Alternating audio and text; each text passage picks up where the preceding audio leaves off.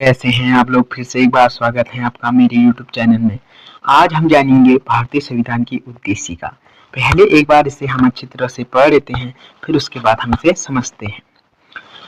हम भारत के लोग भारत को एक संपूर्ण प्रभुत्व संपन्न समाजवादी पंथ निरपेक्ष लोकतंत्रात्मक गणराज्य बनाने के लिए तथा उसके समस्त नागरिकों को सामाजिक, आर्थिक और राजनीतिक न्याय, विचार, अभिव्यक्ति, विश्वास, धर्म और उपासना की स्वतंत्रता, प्रतिष्ठा और अवसर की समता प्राप्त करने के लिए तथा उन सब में व्यक्ति की गरिमा और राष्ट्र की एकता और अखंडता सुनिश्चित करने वाली बंधुता बढ़ाने के लिए दृढ़ संकल्प होकर अपनी इस संविधान सभा में आज तारीख 26 नवंबर 1949 ईस्वी को मिति मार्गशीर्ष शुक्ल सप्तमी संवत 2006 विक्रमी को एतद द्वारा इस संविधान को अंगीकृत, अधिनियमित और आत्मर्पित करते हैं। अब हमने ये एक बार पढ़ लिया, अब इसके बारे में हम जानते हैं। सबसे पहले मैं आपको ये बता दूं कि ये उद्देशिका प्रस्ताव है, ये सर्वप्रथम अमेरिका देश ने अपने संविधान में उद्देशिका प्रस्ताव को शामिल किया था। उद्देशिका प्रस्ताव को सर्वप्रथम अमेरिका ने।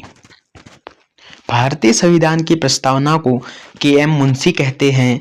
प्रस्तावना हमारी संप्रभु लोकतांत्रिक गणराज्य भविष्यफल कहा। के.एम. मुंशी ने प्रस्तावना हमारे संप्रभु लोकतांत्रिक गणराज्य भविष्यफल कहा। उसी प्रकार हमारे आर्नस्ट बर्कर ने कहा प्रस्तावना को पूंजी का नोट। आर्नस्ट बर्कर ने प्रस्तावना को पूंजी का नोट कहा। अब हम जानते हैं जो ये उद्देशिका प्रस्ताव है, ये भारतीय संविधान का भाग कब बना। पहले एक बेरुवाड़ी वाद हुआ था 1960 में।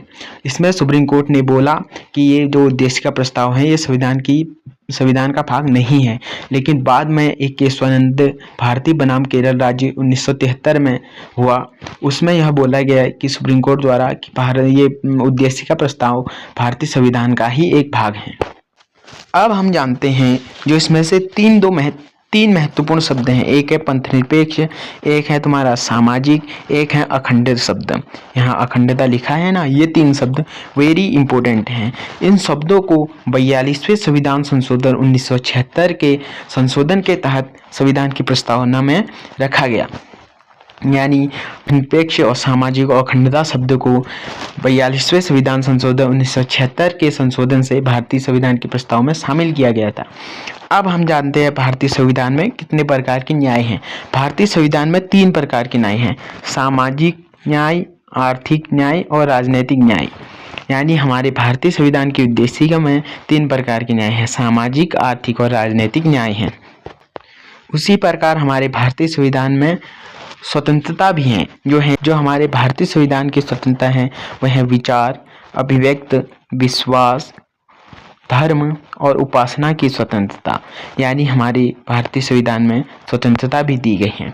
उसी प्रकार हमारे भारतीय संविधान में समता भी है, प्रतिष्ठा और अवसर की समता। यानी हमें 2 प्रकार की समता भी दी गई है, प्रतिष्ठा और अवसर की समता।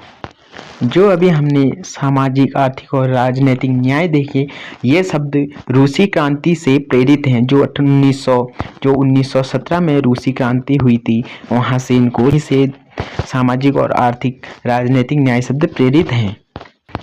जिस प्रकार ये शब्द रूसी क्रांति से प्रेरित हैं, उसी प्रकार जो स्वतंत्रता शब्द हैं ये हमारे 1789 फ्रांसीसी क्रांति हुई थी ना 1789 में, वहीं से प्रेरित हैं।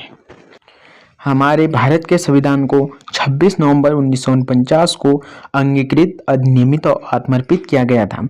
वेरी इंपॉर्टेंट है, अगर क्वेश्चन आता है कि भारतीय संविधान को कब अंगीकृत, अधिनियमित और आत्मर्पित किया गया, तो आप बताएंगे 26 नवंबर 1949 को। ये आपका आंसर होगा। एक जो वेरी इंपॉर्टेंट शब्द आता है वो आता है गणतंत्र। गणतंत्र का अर्थ होता है राज्य का जो प्रमुख होगा। हमारे भारतीय देश में राज्य का जो प्रमुख होगा वो प्रत्यक्ष या अप्रत्यक्ष रूप से निर्वाचित होता है। यानी हमारे भारत के संविधान में प्रत्यक्ष और अप्रत्यक्ष रूप से निर्वाचित होते हैं। कहीं और देशों में जैसे ब्रिटेन है, वहाँ राजा रानी का रोल चलता है अभी भी। जैसे ए व्यक्ति अभी शासन कर रहा है तो जब ये इसकी मृत्यु हो जाएगी तो इसी का कोई पुत्र वो शासन करेगा। लेकिन हमारे भारतीय देश में ऐसा बिल्कुल भी नहीं है। हमारे भारतीय देश में राज्य का जो प्रमुख होता है वो प्रत्यक्ष या अप्रत्यक्ष रूप से निर्वाचित किए जाते हैं। यहीं पर हमारा उद्देशिका प्रस्ताव को हमने पूर्व से इसका वर्णन किया। आई होप आप लोगों को समझ आ गया होगा। यहीं पर हमारा उद्देशिका प्रस्ताव की जो ये वीडियो है वो समाप्त होती है। जय हिंद, जय भारत।